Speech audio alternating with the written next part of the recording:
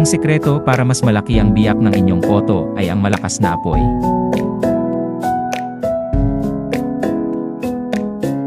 Tama ang inyong narinig mga kakusena, mas malaki ang biyak ng inyong mga puto kung mas malakas ang apoy para mas malakas din ang kulo ng tubig ng inyong steamer hanggang sa maluto ang inyong mga puto. Isa pang tip para sa mas malalaking biyak ng inyong mga photo ay ang paggamit ng metal na mold kaysa sa plastic o silicone. Tingnan nyo naman mga kakusena kung gaano kalaki ng biyak ang mga putong ito, at saka mas mabilis maluto ang inyong mga photo kung malakas ang apoy.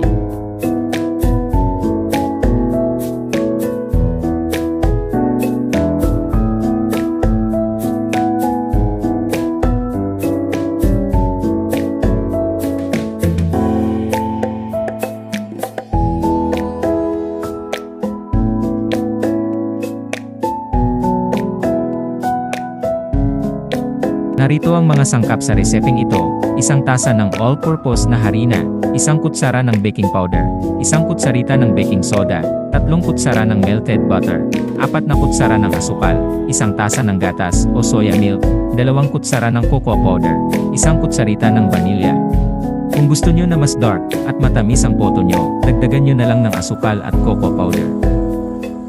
Kailangan kulong-kulo ang tubig ng inyong steamer bago nyo isalang ang inyong photo, at huwag laging buksan, mga 5 minuto siguro, depende sa lakas ng stove nyo. Tusukin lang ng toothpick ang photo, kung wala nang malagkit na kakapit sa toothpick siguradong luto na photo nyo.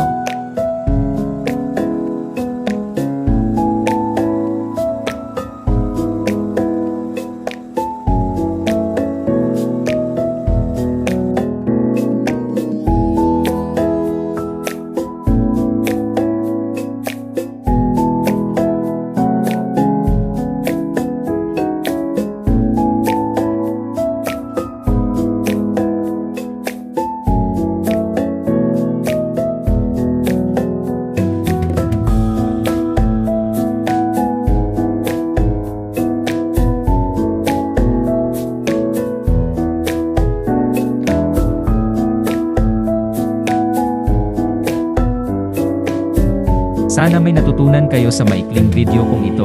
Hindi ko na pinakita ang buong proseso sa paggawa ng photo. Sigurado naman akong alam nyo na ito, at kung sakaling gusto nyong malaman ang buong proseso, meron naman akong video tungkol dito.